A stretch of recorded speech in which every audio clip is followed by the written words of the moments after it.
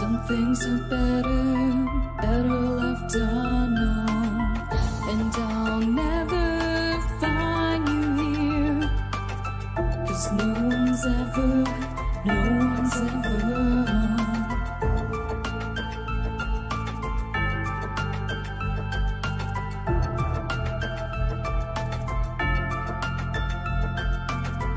Oh, what a widow, a peaceful spider.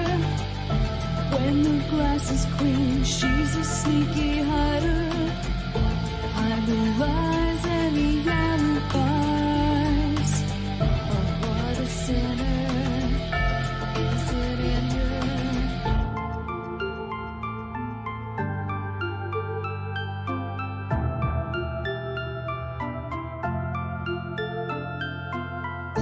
What's the truth in this riddle? Is love really just this simple?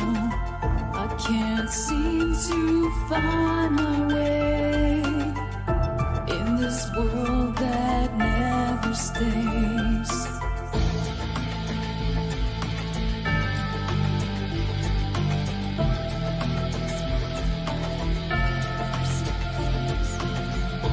What a widow, a peaceful spider.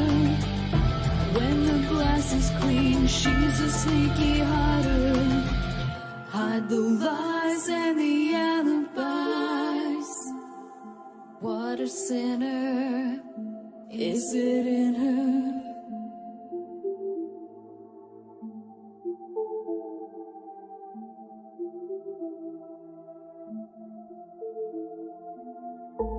Is this real?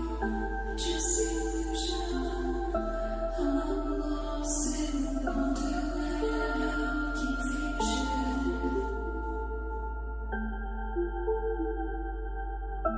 I'm lost in wonderland of confusion. Is this real or just illusion? Manifestation or a dark delusion? Is this real or just illusion? I'm lost in a wonderland of confusion.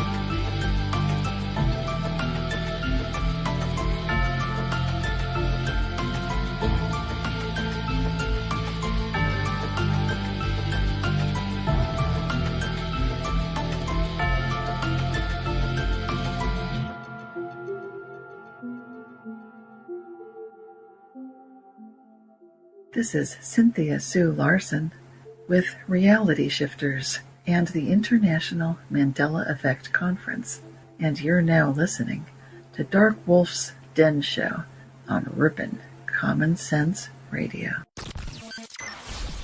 Rippin' Rabbit Hole is a community-driven radio. At times the community comments may reveal prejudices and other beliefs that we or our sponsors do not condone. Views or opinions expressed by the community, callers, or guests, are those of the individual speaking and do not represent the views or opinions of this site. Rippin' Common Sense content is intended for mature audiences only. Enjoy.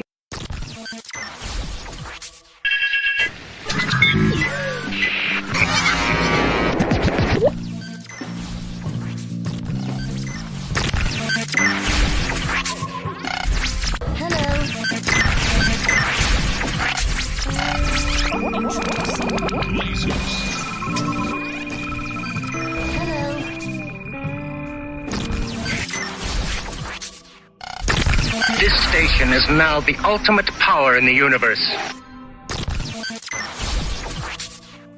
This is your man Meta, aka Propagate This Light, and you're now listening to DarkWolf's Den.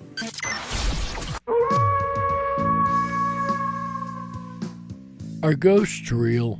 We had 1,000 hours of continuous communication with the spirit world. Does time travel actually exist? The laws of physics seem to be compatible with time machines. You know, sometimes I wonder about reincarnation. Don't you? A 4-year-old boy in Adelaide, Australia, has told his parents that he used to be Britain's Princess Diana. What would happen if the world found out that aliens were real? I didn't say disclosure would be easy, but what is the alternative? To establish a space force as the 6th branch of the armed forces. We have so many questions and yet so little time, so to have you here, the pleasure is all mine. Coming to you from a secret mountain cave hidden deep within the Idaho wilderness, this is the Darkwolf's Den Show. Now, here is your host, Jerry Hicks.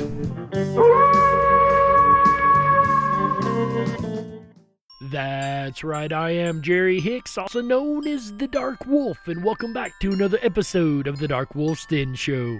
Whether you're on the edge of reality, the edge of the galaxy, or the edge of your seat, we're glad you chose us to be right there with you. Ladies and gentlemen, it is Wednesday, December 9th, 2020, and tonight we're going to do something just a little bit different.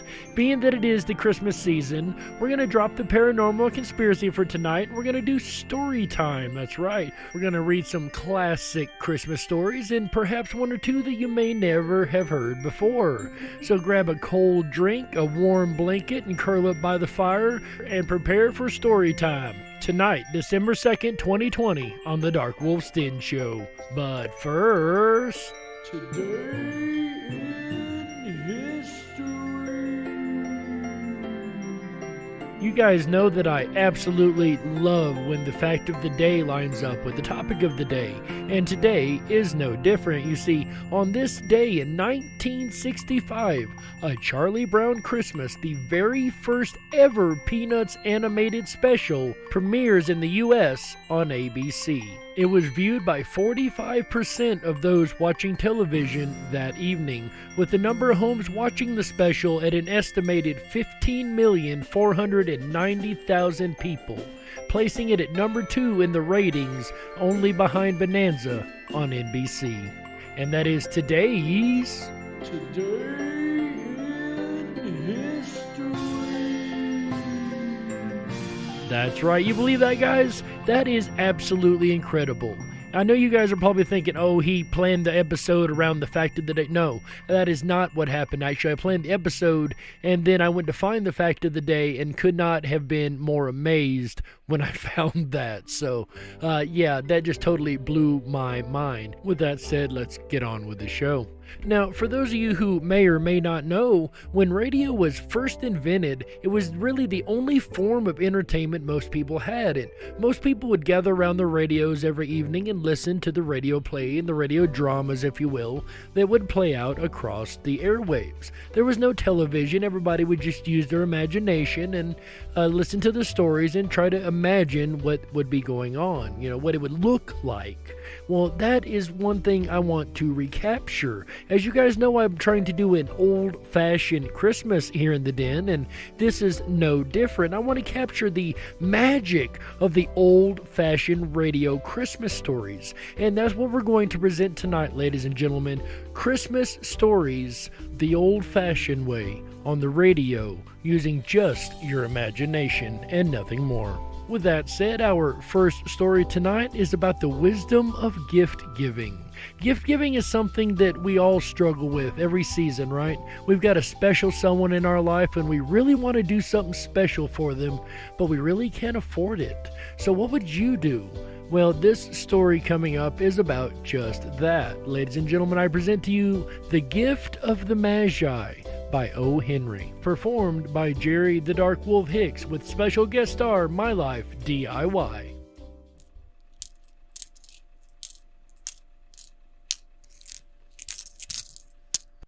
$1.87. That was all. She had put it aside 1 cent and then another in her careful buying of meat and other food.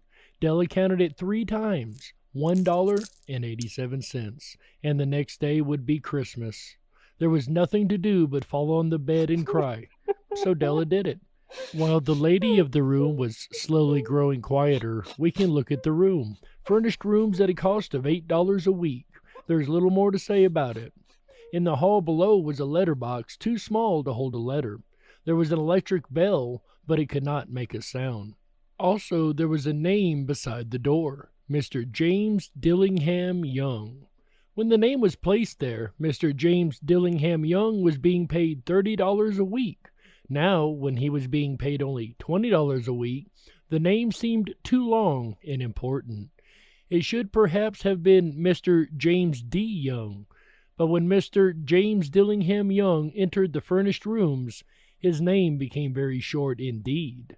Mrs. James Dillingham Young put her arms warmly about him and called him Jim. You have already met her. She is Della. Della finished her crying and cleaned the marks of it from her face. She stood by the window and looked out with no interest. Tomorrow would be Christmas Day, and she had only $1.87 with which to buy Jim a gift. She had put aside as much as she could for months with this result. $20 a week is not much. Everything had cost more than she had expected. It always happened like that. Only $1.87 to buy a gift for Jim, her Jim. She had had many happy hours planning something nice for him, something nearly good enough, something almost worth the honor of belonging to Jim. There was a looking glass between the windows of the room. Perhaps you've seen the kind of looking glass that is placed in $8 furnished rooms. It was very narrow. A person could only see a little of himself at a time. However, if he was very thin and moved very quickly, he might be able to get a good view of himself. Della, being quite thin, had mastered this art. Suddenly, she turned from the window and stood before the glass. Her eyes were shining brightly, but her face had lost its color. Quickly, she pulled down her hair and let it fall to its complete length.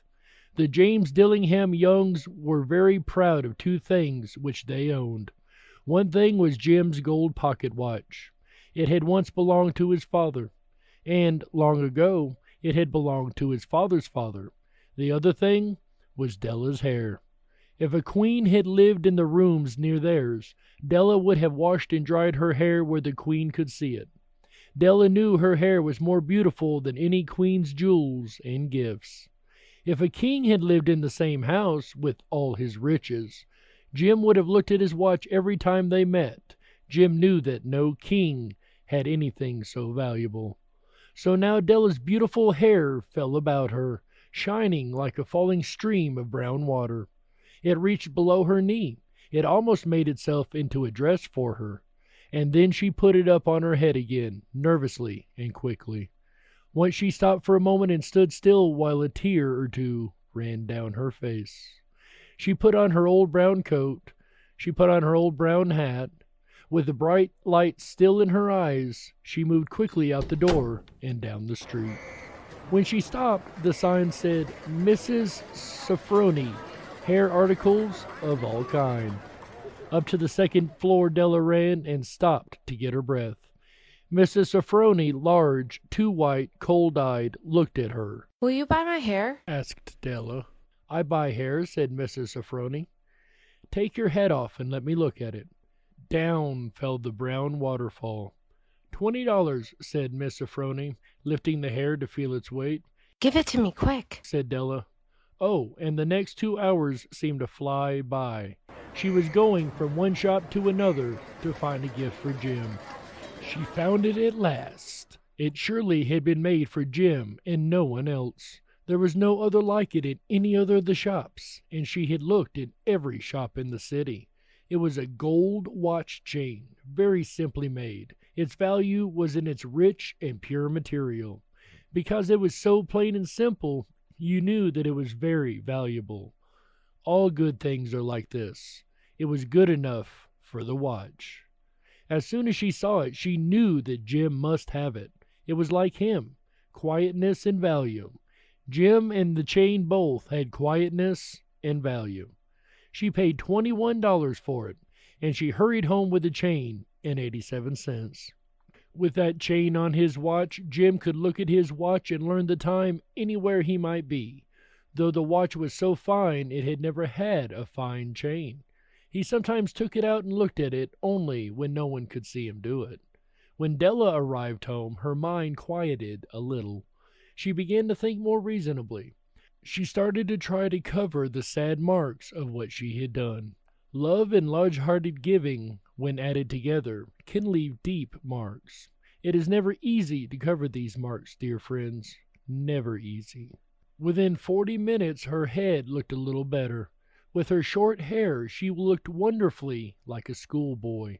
She stood at the looking-glass for a long time. If Jim doesn't kill me, she said to herself, before he looks at me a second time, he'll say I look like a girl who sings and dances for money. But what could I do? Oh, what could I do with $1.87? At 7, Jim's dinner was ready for him. Jim was never late. Della held the watch chain in her hand and sat near the door where he always entered. Then she heard his steps in the hall, and her face lost color for a moment. She often said little prayers quietly about simple, everyday things, and now she said, Please, God, make him still think I'm pretty. The door opened, and Jim stepped in. He looked very thin and was not smiling. Poor fellow, he was only 22, and with a family to take care of. He needed a new coat, and he had nothing to cover his cold hands. Jim stopped inside the door. He was as quiet as a hunting dog when it is near a bird. His eyes looked strangely at Della, and there was an expression in them that she could not understand. It filled her with fear. It was not anger, nor surprise, nor anything she had been ready for. He simply looked at her with that strange expression on his face. Della went to him. Jim, dear, don't look at me like that, she cried. I had my hair cut off, and I sold it. I couldn't live through Christmas without giving you a gift. My hair will grow again. You won't care, will you? My hair grows very fast. It's Christmas, Jim. Let's be happy. You don't know what a beautiful, nice gift I got for you. Cut off your hair? Asked Jim slowly. He seemed to labor to understand what had happened. He seemed not to feel sure he knew. Cut it off and sold it, said Della. Don't you like me now? I'm me, Jim. I'm the same without my hair. Jim looked around the room.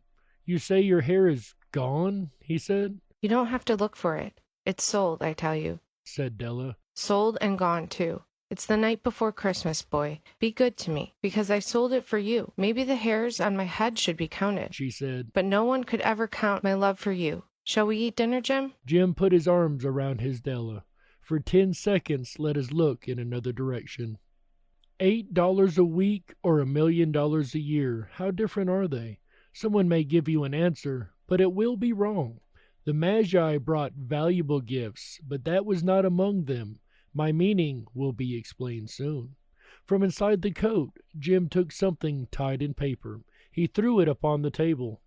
I want you to understand me, Dell, he said. Nothing like a haircut could make me love you any less. But if you'll open that, you may know what I felt when I came in.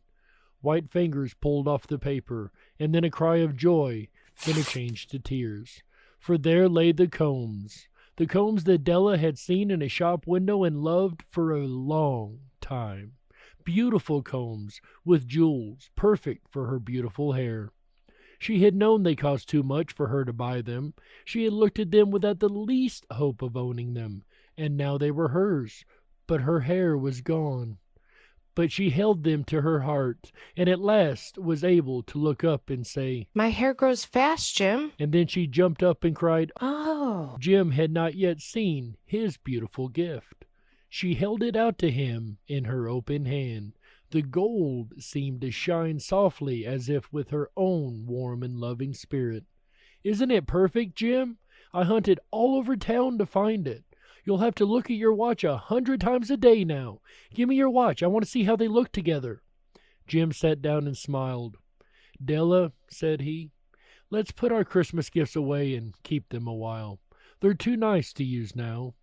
I sold the watch to get the money to buy the combs, and now I think we should have our dinner.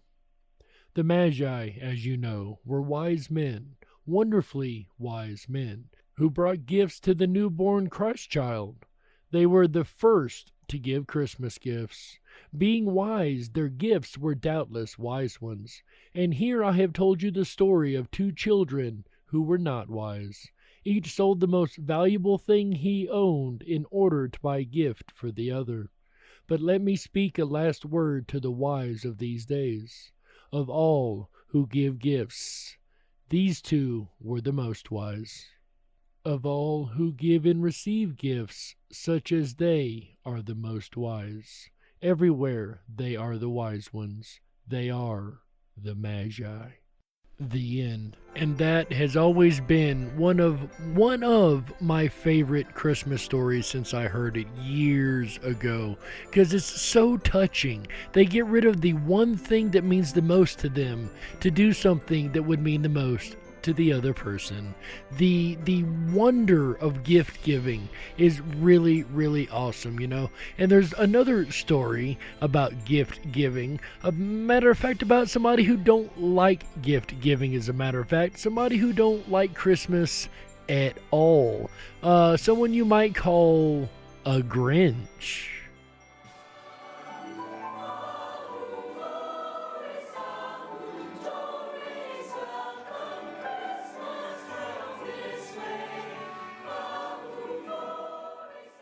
Every Who down in Whoville liked Christmas a lot, but the Grinch that lived just north of Whoville did not.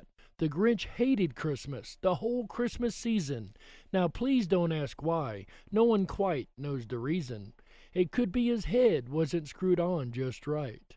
It could be, perhaps, that his shoes were too tight. But I think that the most likely reason of all may have been that his heart was 2 sizes too small. Whatever the reason, his heart or his shoes, he stood there on Christmas Eve, hating the Whos, staring down from his cave with a sour, grinchy frown at the warm lighted windows below in their town. For he knew every Who down in Whoville beneath was busy now hanging a mistletoe wreath. And they're hanging their stockings, he snarled with a sneer. Tomorrow is Christmas, it's practically here. Then he growled with his Grinch fingers nervously drumming, I must find a way to stop Christmas from coming. For tomorrow, he knew, all the Who girls and boys would wake up bright and early, they'd rush for their toys. And then, oh the noise, noise! That's the one thing he hated, the noise. Then the Whos, young and old, would sit down to a feast, and they'd feast, and they'd feast, and they'd feast. Feast, they would feast on Who pudding and rare Who beast, which was something that the Grinch couldn't stand in the least. And then they'd do something he liked least of all. Every Who down in Whoville, the tall and the small, would stand close together with Christmas bells ringing. They'd stand hand in hand, and the Whos would start singing. They'd sing and they'd sing and they'd sing, sing. The more the Grinch thought of this Who Christmas sing, the more the Grinch thought, I must stop this whole thing. Why, for 53 years I've put up with it now. I must stop this Christmas from coming. But how? Then he got an idea, an awful idea.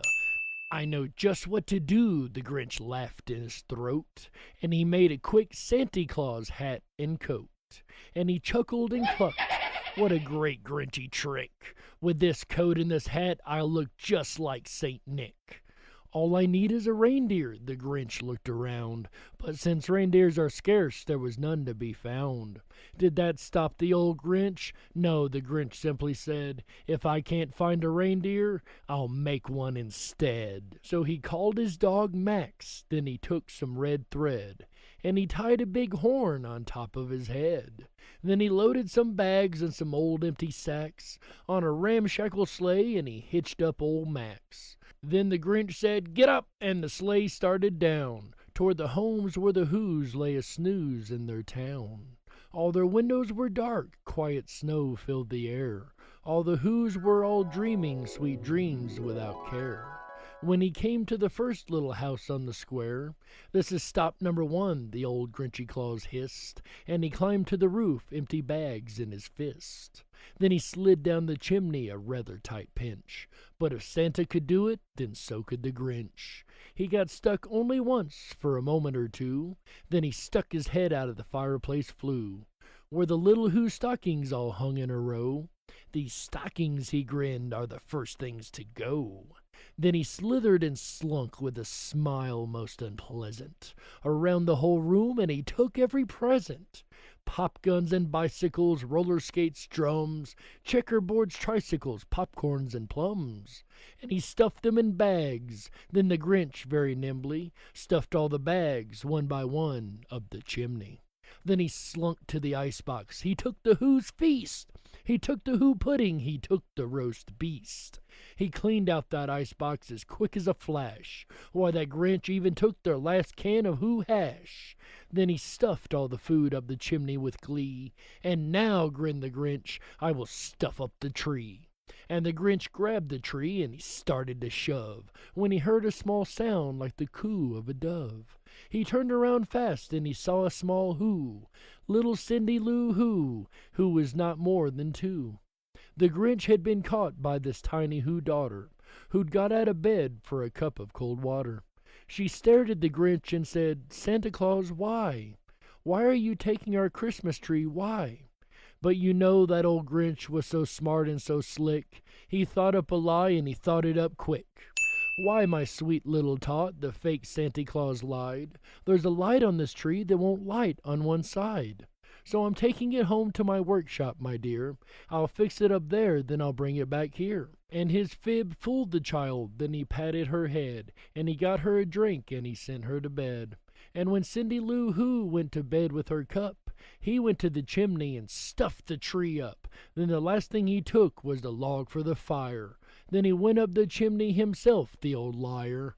On their walls he left nothing but hooks and some wire, and the one speck of food that he left in the house was a crumb that was even too small for a mouse. Then he did the same thing to the other Who's houses, leaving crumbs much too small for the other Who's mouses. It was 1/4 dawn, all the Who's still abed, all the Who's still a-snooze when he packed up his sled. Packed it up with their presents, the ribbons, the wrappings, the tags and the tinsel, the trimmings, the trappings. 3,000 feet up the side of Mount Crumpet, he rode with his load to the tip-top to dump it. "Pooh-pooh" to the Who's, he was grinchiously humming. "They're finding out now that no Christmas is coming. They're just waking up, I know what they'll do. Their mouths will hang open a minute or two. Then the Who's down in Whoville will all cry boo-hoo. That's a noise," grinned the Grinch, "that I simply must hear." So he paused and the Grinch put his hand to his ear. And he did hear a sound rising over the snow. It started in low, then it started to grow. But the sound wasn't sad. Why, the sound sounded merry. It couldn't be so, but it was merry, very. He stared down at Whoville, the Grinch popped his eyes. Then he shook. What he saw was a shocking surprise. Every Who down in Whoville, the tall and the small, was singing without any presents at all. He hadn't stopped Christmas from coming. It came. Somehow or other, it came just the same. And the Grinch, with his Grinch feet ice cold in the snow, stood puzzling and puzzling. How could it be so? It came without ribbons, it came without tags, it came without packages, boxes, or bags. And he puzzled 3 hours, till his puzzler was sore. Then the Grinch thought of something he hadn't before. Maybe Christmas, he thought, doesn't come from a store. Maybe Christmas, perhaps, means a little bit more. And what happened then? Well, in Whoville they say that the Grinch's small heart grew 3 sizes that day. And the moment his heart didn't feel quite so right, he whizzed with his load through the bright morning light, and he brought back the toys and the food for the feast, and he himself, the Grinch, carved the Christmas beast.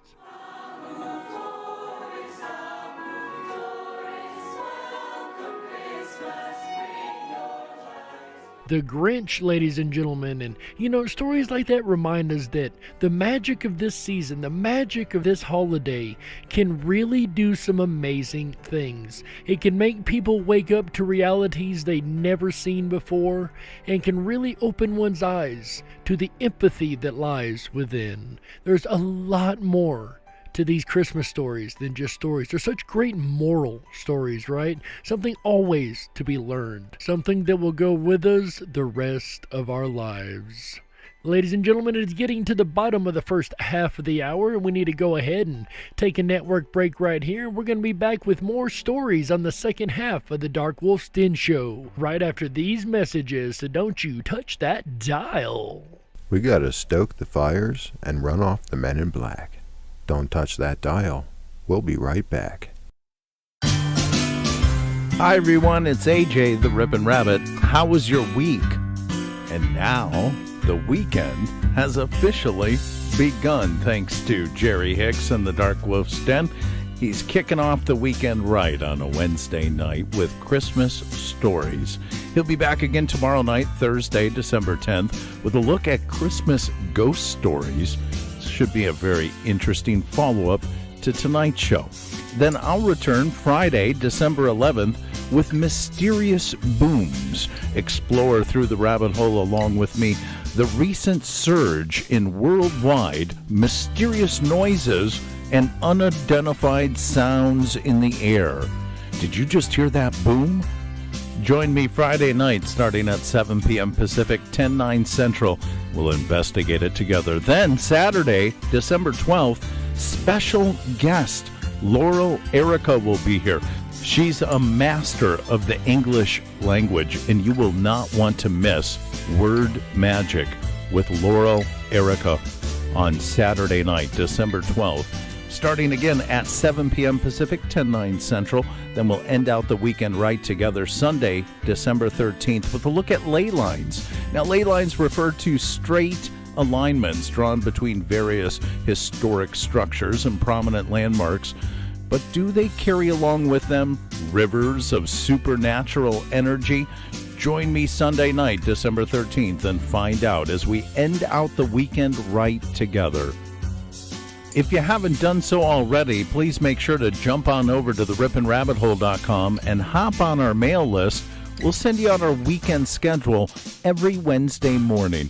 It includes an outlook straight to your inbox of exactly the rabbit holes we'll explore for the weekend ahead. While you're there, would you do me a favor? At the bottom of every page at rippinrabbithole.com is a little red button where you can record up to 30 seconds. Would you send me your Christmas wishes, please? I'd love to hear them. I'll be including all of the ones that I receive in an upcoming broadcast before Christmas Eve. So please make sure to send me your Christmas wishes. If wishes could be fishes, Christmas would smell kind of funny. I'm enjoying tonight's old-time look at radio thanks to Jerry Hicks and the DarkWolf's Den Show. If you are too, make sure to thumb up that video, hit that subscribe button, and ring that bell with notifications. You'll get notified every time we go live. You're listening to Rippin' Common Sense Radio, the Rippin' Rabbit Hole.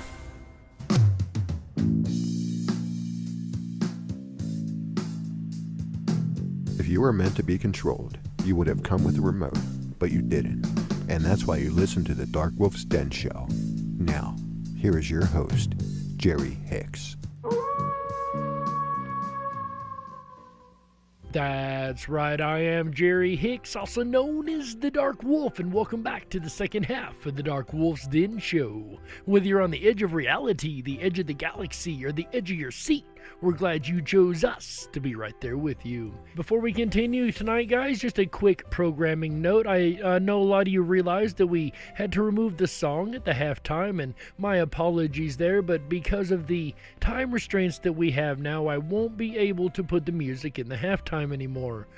We might put a special one in there, if we have something special come up, but generally speaking, we won't have a halftime song anymore as we're trying to keep the show to an hour. With that said, ladies and gentlemen, if you're just joining us tonight, we are taking a break from the paranormal and the conspiracy, and we are reading Christmas stories. That's right, we're bringing back the old radio play style dramas, and we're reading them Christmas style. That's right. In the first half, we heard the gift of the Magi about the wisdom of gift giving, and then we heard the story of the Grinch about the hatred of gift giving and growing a heart because of the love of Christmas, and realize that Christmas isn't about the things we buy, but about being together. In the second half, we're going to go over Christmas wishes. There are so many good stories of Christmas wishes, and the first one is a very, very touching story.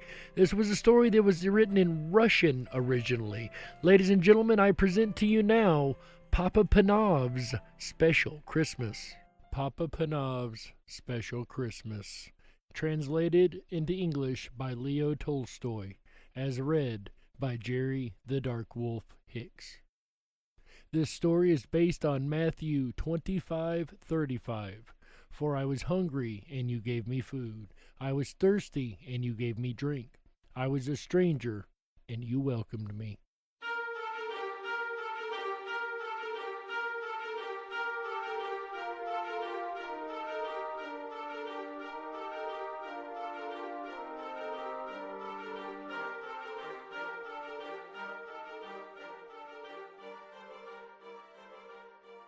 It was Christmas Eve, and although it was still afternoon, lights had begun to appear in the shops and houses of the little Russian village, for the short winter day was nearly over.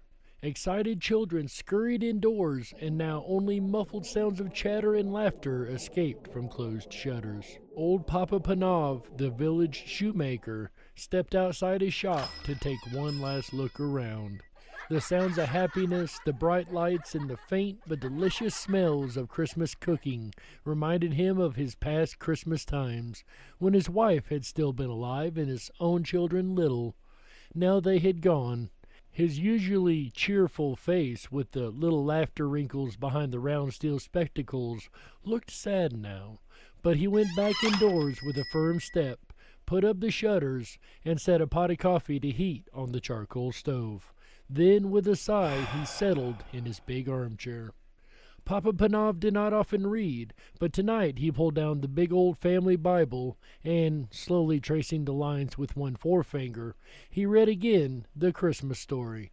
He read how Mary and Joseph, tired by their journey to Bethlehem, found no room for them at the inn, so that Mary's little baby was born in the cowshed. "Oh dear," exclaimed Papa Panov. "If only they had come here. I would have given them my bed, and I would have covered the baby with my patchwork quilt to keep him warm." He read on about the wise men who had come to see the baby Jesus, bringing him splendid gifts. Papa Panov's face fell. "I have no gift that I could give him," he thought sadly. Then his face brightened. He put down the Bible, got up, and stretched his long arms to the shelf high up in his little room. He took down a small dusty box and opened it. Inside was a perfect pair of tiny leather shoes. Papa Panov smiled with satisfaction. Yes, they were as good as he had remembered, the best shoes he had ever made. I should give him those, he decided, as he gently put them away and sat down again. He was feeling tired now, and the further he read, the sleepier he became. The print began to dance before his eyes so that he closed them, just for a minute. In no time at all, Papa Panov was fast asleep. And as he slept, he dreamed. He dreamed that someone was in his room, and he knew at once, as one does in dreams, who that person was. It was Jesus. "You have been wishing that you could see me, Papa Panov," he said kindly. "Then look for me tomorrow. It will be Christmas Day, and I will visit you. But look carefully, for I shall not tell you who I am." When at last Papa Panov awoke, the bells were ringing out, and a thin light was filtering through the shutters. "Bless my soul," said Papa Panov, "it's Christmas Day." He stood up and stretched himself, for he was rather stiff. Then his face filled with happiness as he remembered his dream. This would be a very special Christmas after all, for Jesus was coming to visit him. How would he look? Would he be a little baby, as at the first Christmas? Would he be a grown man, a carpenter, or the great king that he is, God's son? He must watch carefully for the whole day through, so that he recognized him whenever he came. Papa Panav put on a special pot of coffee for his Christmas breakfast, took down the shutters, and looked out the window. The street was deserted. No one was stirring yet.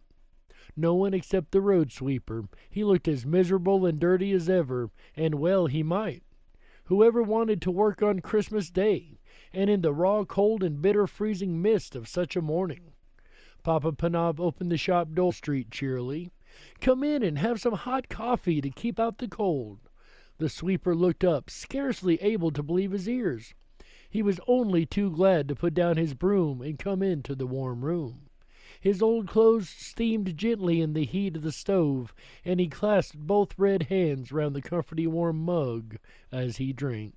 Papa Panav watched him with satisfaction, but every now and then his eyes strayed to the window.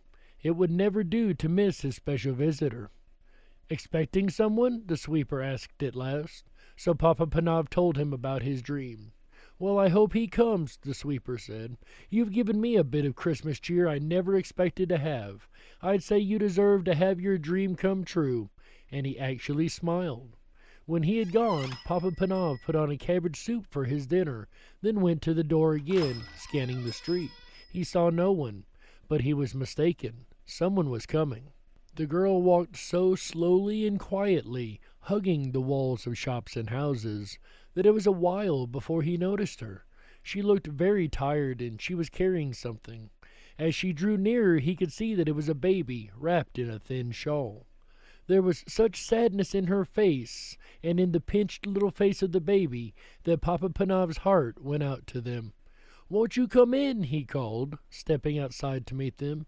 "You both need a warm seat by the fire and a rest." The young mother let him shepherd her indoors into the comfort of the armchair. She gave him a big sigh of relief. "I'll warm some milk for the baby," Papa Panav said. "I've had children of my own. I can feed her for you." He took the milk from the stove and carefully fed the baby from a spoon, warming her tiny feet by the stove at the same time. "She needs shoes," the cobbler said. But the girl replied, "I cannot afford shoes. I've got no husband to bring home money. I'm on my way to the next village to get work." A sudden thought flashed through Papa Panav's mind. He remembered the little shoes he had looked at last night, but he had been keeping those for Jesus. He looked again at the cold little feet and made up his mind. "Try these on her," he said, handing the baby and the shoes to the mother. The beautiful little shoes were a perfect fit. The girl smiled happily, and the baby gurgled with pleasure. "You have been so kind to us," the girl said when she got up with her baby to go. "May all your Christmas wishes come true." But Papa Panav was beginning to wonder if his very special Christmas wish would come true. Perhaps he had missed his visitor. He looked anxiously up and down the street. There were plenty of people about, but they were all faces that he recognized. There were neighbors going to call on their families. They nodded and smiled and wished him Happy Christmas. Or beggars, and Papa Panav hurried indoors to fetch them hot soup and a generous hunk of bread, hurrying out again in case he missed the important stranger. All too soon the winter dusk fell. When Papa Panav next went to the door and strained his eyes, he could no longer make out the passers-by. Most were home and indoors by now anyway. He walked slowly back into his room at last, put up the shutters, and sat down wearily in his armchair. So it had been just a dream after all. Jesus had not come. Then all at once he knew that he was no longer alone in the room. This was not a dream, for he was wide awake. At first he seemed to see before his eyes the long stream of people who come to him that day. He saw again the old road sweeper, the young mother and her baby, and the beggars he had fed. As they passed, each whispered, "Didn't you see me, Papa Panav?" "Who are you?" he called out, bewildered. Then another voice answered him. It was the voice from his dream, the voice of Jesus. "I was hungry, and you fed me," he said. "I was naked, and you clothed me. I was cold, and you warmed me. I came to you today, and every one of those you helped and welcomed. Then all was quiet and still, only the sound of a big clock ticking. A great peace and happiness seemed to fill the room, overflowing Papa Panav's heart, until he wanted to burst out singing and laughing and dancing with joy. So he did come after all, was all that he said. The end. What an incredible story, and an even better message, right? It reminds me of Hebrews 13. Let brotherly love continue. Be not forgetful to entertain strangers, for thereby some have entertained angels unaware. And that's pretty well what this story was, right? All the people that he took in, all the people that he helped were Jesus in one way or another, as God resides in all of us. But I think it's a little deeper than that, right? He met Jesus multiple times through the care and through the love that he showed in others. And from wishes coming true to having a wish that probably shouldn't come true. We've all heard keep Christmas in your heart year round, and wouldn't it be great to be Christmas every day? Well, let's think about that. Would it really be great to be Christmas every day? Christmas Every Day by William Dean Howells, as read by Jerry the Dark Wolf Hicks.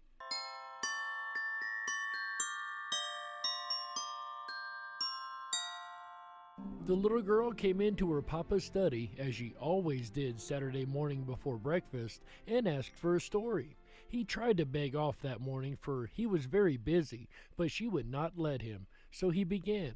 Well, once there was a little pig. She put her hand over his mouth and stopped him at the word. She said she had heard little pig stories till she was perfectly sick of them. Well, what kind of story shall I tell then? About Christmas. It's getting the season. It's past Thanksgiving already. It seems to me, her papa argued, that I've told as often about Christmas as I have about little pigs. No difference. Christmas is more interesting, said the little girl. Well, her papa roused himself from his writing by a great effort. Well then, I'll tell you about the little girl that wanted it Christmas every day in the year. How would you like that? First rate, said the little girl, and she nestled into the comfortable shape in his lap, ready for listening. Very well then, this little pig... Oh, why are you pounding me for? Because you said little pig instead of little girl. I should like to know what's the difference between a little pig and a little girl that wanted it Christmas every day. Papa, said the little girl warmingly, if you don't go on, I'll give it to you. And at that her papa darted off like lightning and began to tell the story as fast as he could. Well, once there was a little girl who liked Christmas so much that she wanted it to be Christmas every day of the year.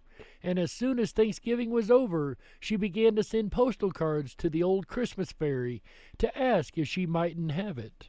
But the old fairy never answered any of the postals, and after a while the little girl found out that the fairy was pretty particular, and wouldn't notice anything but letters, not even correspondence cards and envelopes, but real letters on sheets of paper, and sealed outside with a monogram, or your initial anyway. So then, she began to send her letters, and in about 3 weeks, or just the day before Christmas, she got a letter from the fairy, saying she might have it Christmas every day for a year, and then they would see about having it longer. The little girl was a good deal excited already, preparing for the old-fashioned once-a-year Christmas that was coming the next day. And perhaps the fairy's promise did make such an impression on her as it would have at some other time. She just resolved to keep it to herself and surprise everybody with it as it kept coming true. Then it slipped out of her mind altogether. She had a splendid Christmas. She went to bed early so as to let Santa Claus have a chance at the stockings, and in the morning she was up first of anybody and went and felt them and found hers all lumpy with packages of candy and oranges and grapes and pocketbooks and rubber balls and all kinds of small presents. And her big brother's was nothing but the tongs in them, and her young lady sister's was a new silk umbrella, and her papa's and mama's with potatoes and pieces of coal wrapped up in tissue paper, just as they always had every Christmas. Then she waited around till the rest of the family were up, and she was first to burst into the library when the doors were open and look at the large presents laid out on the library table. Books and portfolios, boxes of stationaries and breast pins, dolls and little stoves, and dozens of handkerchiefs and inkstands and skates and snow shovels, and photograph frames and little easels and boxes of watercolors, and Turkish paste and nougat and candied cherries, and dolls' houses and waterproofs, and the big Christmas tree lighted and standing in a wastebasket in the middle. She had a splendid Christmas day. She ate so much candy that she did not want any breakfast, and the whole forenoon the presents kept pouring in that the expressman had not had time to deliver the night before. And she went round giving the presents she had got for other people, and came home and ate turkey and cranberry for dinner, and plum pudding and nuts and raisins and oranges and more candy, and then went out and coasted and came in with a stomachache crying. And her papa said he would see if his house was turned into that sort of fool's paradise another year, and they had a light supper, and pretty early everybody went to bed cross. Here the little girl pounded her papa in the back again. Well, what now? Did I say pigs? You made them act like pigs. Well, didn't they? No matter, you oughtn't to put it in the story. Very well, then, I'll take it all out, her papa went on. The little girl slept very heavily, and she slept very late, but she was wakened at last by the other children dancing round her bed, with their stockings full of presents in their hands. What is it? Said the little girl, as she rubbed her eyes and tried to rise up in bed. Christmas! Christmas! Christmas! They all shouted and waved their stockings. Nonsense! It was Christmas yesterday. Her brothers and sisters just laughed. We don't know about that. It's Christmas today, anyway. You come into the library and see. Then all at once it flashed on the little girl that the fairy was keeping his promise, and her year of Christmases was beginning. She was dreadfully sleepy, but she sprang up like a lark that had overeaten itself and gone to bed cross, and darted into the library. There it was again. Books and portfolios and boxes of stationaries and breast pins. You needn't go over it all, Papa. I guess I can remember just what was there, says the little girl. Well, and there was Christmas tree blazing away, and the family picking out their presents but looking pretty sleepy, and her father perfectly puzzled, and her mother ready to cry. I'm sure I don't see how I'm to dispose of all these things, said her mother, and her father said it seemed to him that they had had something just like it the day before, but he supposed he must have dreamed it. This struck the little girl as the best kind of joke, and so she ate so much candy she didn't want any breakfast, and went round carrying presents, and had turkey and cranberry for dinner, then went out and coasted, and came in with a, Papa! Well, what now? What did you promise, you forgetful thing? Oh, yes. Well, the next day, it was just the same thing over again, but everybody getting crosser. And at the end of the week's time, so many people had lost their tempers that you could pick up lost tempers anywhere. They perfectly strewed the ground. Even when people tried to recover their tempers, they usually got somebody else's, and it made the most dreadful mix. The little girl began to get frightened. Keeping the secret all to herself, she wanted to tell her mother, but she didn't dare to. And she was ashamed to ask the fairy to take back her gift. It seemed ungrateful and ill-bred, and she thought she would try to stand it. But she hardly knew she could, for a whole year. So it went on and on. It was Christmas on St. Valentine's Day and Washington's birthday, just the same as any day, and it didn't even skip the 1st of April, though everything was counterfeit that day, and that was some little relief. After a while, coal and potatoes began to be awfully scarce. So many had been wrapped up in tissue paper to fool papas and mamas with. Turkeys got to be about $1,000 apiece. Papa, well, what? You're beginning to fib. Well, 2,000 then. And they got to passing off almost anything for turkeys. Half-grown hummingbirds, even rocks out of the Arabian Nights. The real turkeys were so scarce. And cranberries, well, they asked $1 apiece for cranberries. All the woods and orchards were cut down for Christmas trees, and where the woods and orchards used to be, it looked like a stubble field with the stumps. After a while, they had to make Christmas trees out of rags and stuff like bran, like old-fashioned dolls. But there were plenty of rags because people got so poor buying presents for one another that they couldn't get any new clothes, and they just wore their old ones to tatters. They got so poor that everybody had to go to the poorhouse, except the confectioners and the fancy storekeepers and the picture book sellers and the expressmen. And they all got so rich and proud that they would hardly wait upon a person when he came to buy. It was perfectly shameful. Well, after it had gone on about 3 or 4 months, the little girl, whenever she came into the room in the morning and saw those great, ugly, lumpy stockings dangling at the fireplace, and the disgusting presents around everywhere, used to just sit down and burst out crying. In 6 months, she was perfectly exhausted. She couldn't even cry anymore. She just lay on the lounge and rolled her eyes and panted. About the beginning of October, she took to sitting down on dolls wherever she found them, French dolls or any kind. She hated the sight of them so. And by Thanksgiving, she was crazy and just slammed her presents across the room. By that time, people didn't carry presents around nicely anymore. They flung them over the fence or through the window or anything, and instead of running their tongues out and taking great pains to write, "For dear Papa," or Mama, or Brother, or Sister, or Susie, or Sammy, or Billy, or Bobby, or Jimmy, or Jenny, or whoever it was, and troubling to get the spelling right and then signing their name and Xmas, they used to write it in the gift books. "Take it, you horrid old thing," and then go and bang it against the front door. Nearly everybody had built barns to hold their presents, but pretty soon the barns overflowed, and then they used them to lie out in the rain or anywhere. Sometimes the police used to come and tell them to shovel their presents off the sidewalks, or they would arrest them. "I thought you said everybody had gone to the poorhouse," interrupted the little girl. "They did at first," said Papa, "but after a while the poorhouses got so full that they had to send people back to their own houses. They tried to cry when they got back, but they couldn't make the least sound." "Why couldn't they?" "Because they had lost their voices saying Merry Christmas so much. Did I tell you how it was on the 4th of July?" "No, how was it?" And the little girl nestled closer in expectation of something uncommon. "Well, the night before, the boys stayed up to celebrate, as they always do, and fell asleep before 12 o'clock, as usual, expecting to be wakened by the bells and cannons. But it was nearly 8 o'clock before the first boy in the United States woke up. Then he found out what the trouble was.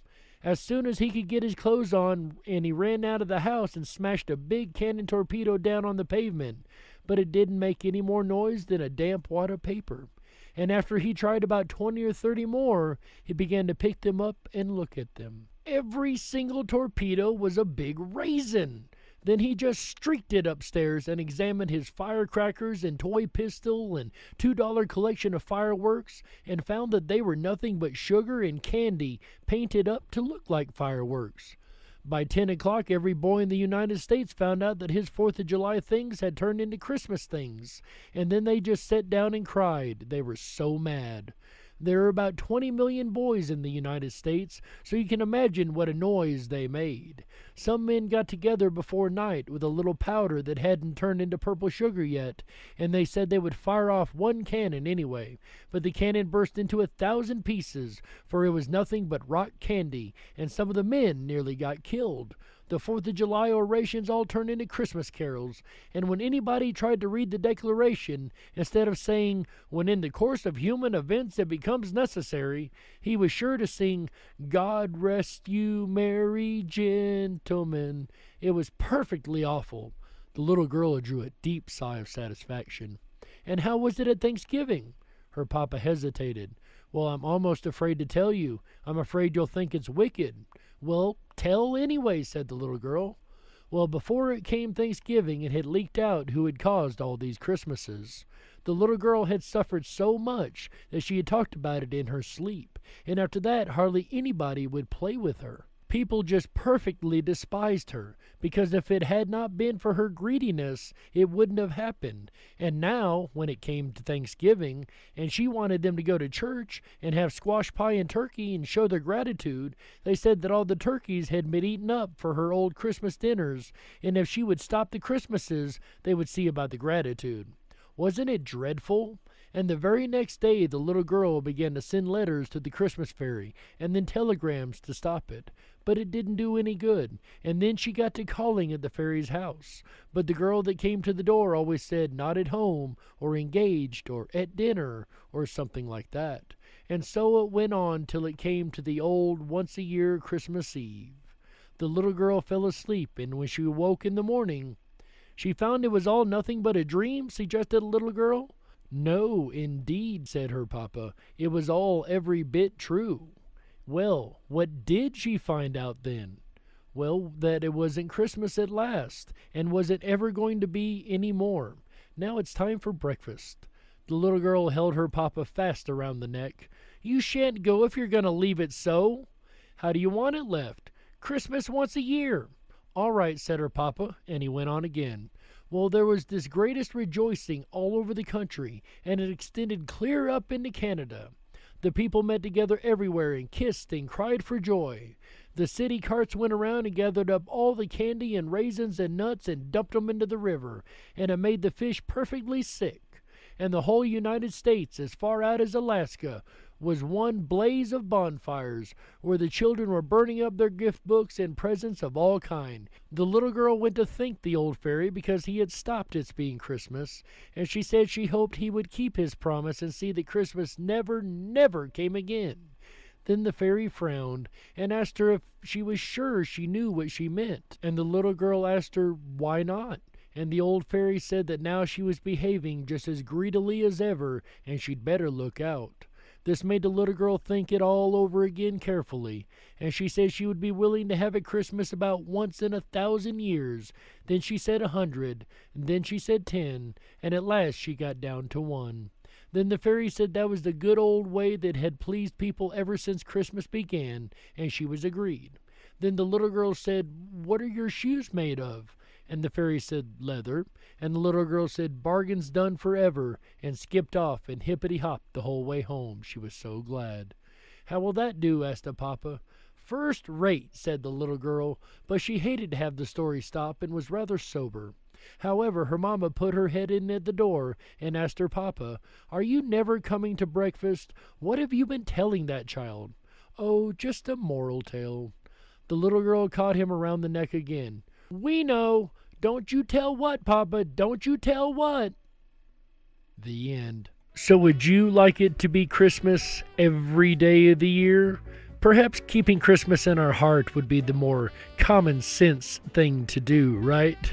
But what do you think, ladies and gentlemen? Have you enjoyed Christmas story time this evening in an old-fashioned radio drama style? I sure do hope so, because I've really enjoyed doing this for you guys. This is something completely different, something we don't ever really do around here. So if you're interested in hearing more episodes like this, definitely please leave a comment below and let us know, because we would like to hear what you guys think. We're going to keep with the paranormal and conspiracy, make no mistake about it. But if you want to hear nights where we just sit down and do story time and just little effects and things like that with the stories like we did tonight, I would absolutely be very much open to doing that. Also, while you're down there leaving a comment, make sure you hit that thumbs up button and that subscribe button. That's right, if you haven't already. And please share this out with your friends, family, your family's friends. Let people know we're here, because we are a grassroots station, and we do our best to do this for you guys every week. And all we ask is you just let people know that we're here. Ladies and gentlemen, that is just common sense.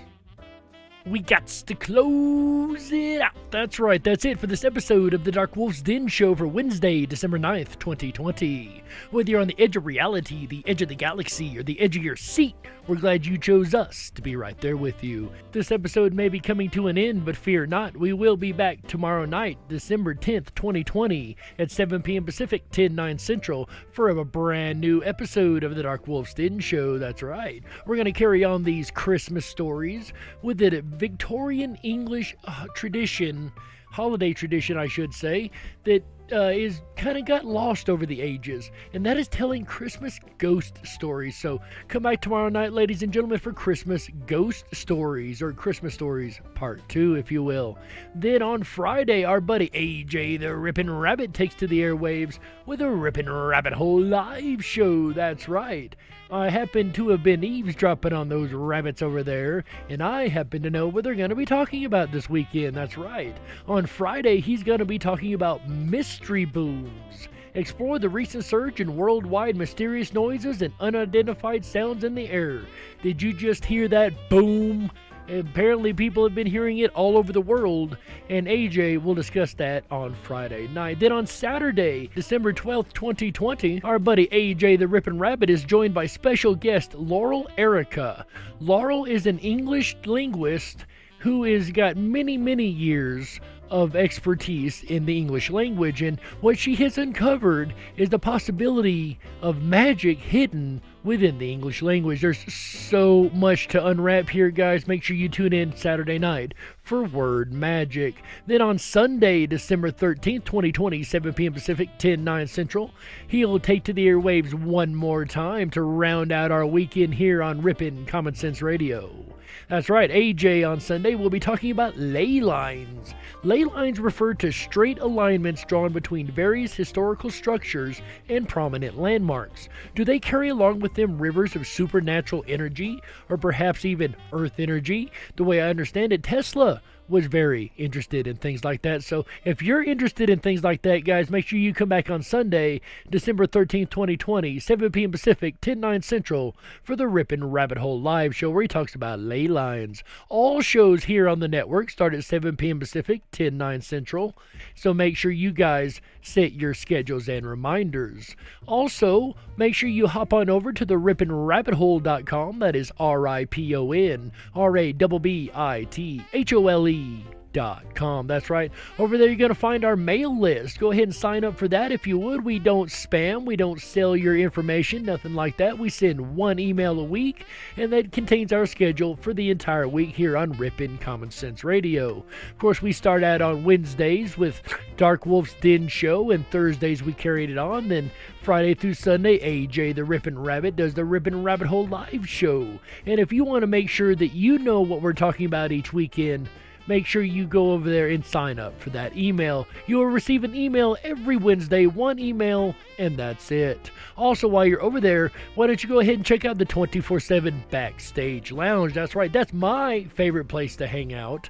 And it's really easy to get to, really simple, and really free. That's right. Just go to the rippinrabbithole.com, select the 24/7 Backstage Lounge. Scroll about halfway down the page, you enter the VIP entrance. You will have to okay your microphone and camera, but you can turn that off the moment you get inside. Also, while you're hanging around on the page over there, make sure you check out our groups, our rabbit holes, if you will. There's all kind of things to explore over there, whether you're into lucid dreaming, ley lines perhaps, or even just the DarkWolf's Den Show. You know, we got our own group over there too, our own rabbit hole. Ladies and gentlemen, that's where we like to hang out, and that's where we're going right after the show is to the 24/7 Backstage Lounge on rippinrabbithole.com. That's it for us tonight, guys. On behalf of Walt House, Chick Mandela Effect, Michael Musco, AJ the Rippin' Rabbit, and everybody over at Rippin' Common Sense Radio, we thank you for being here, and remember always, stay awake, but dare to dream. I'll see you guys tomorrow night. How? Yeah! Good night, everybody.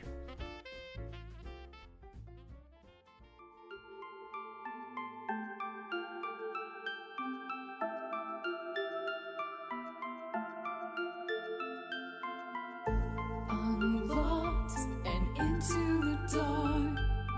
Some things are better left unknown. And I'll never find you here, 'cause no one's ever home.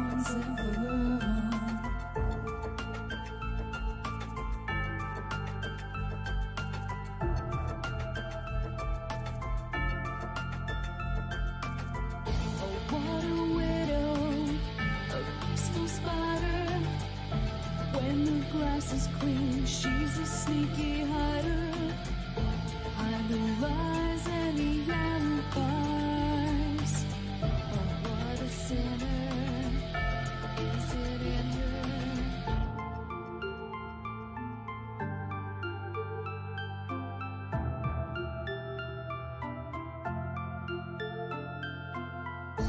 What's the truth in this riddle? Is love really just this simple? I can't seem to find my way in this world that never stays.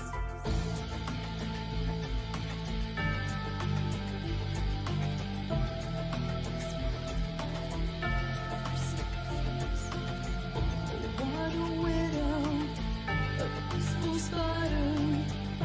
When the glass is clean, she's a sneaky hider. Hide the lies and the alibis. What a sinner is it in her?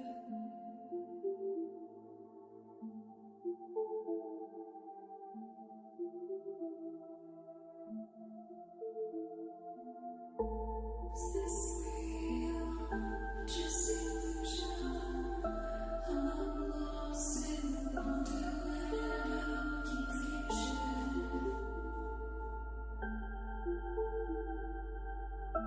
I'm lost in wonderland of confusion. Is this real or just illusion? Manifestation or a dark delusion? Is this real or just illusion? I'm lost in a wonderland of confusion.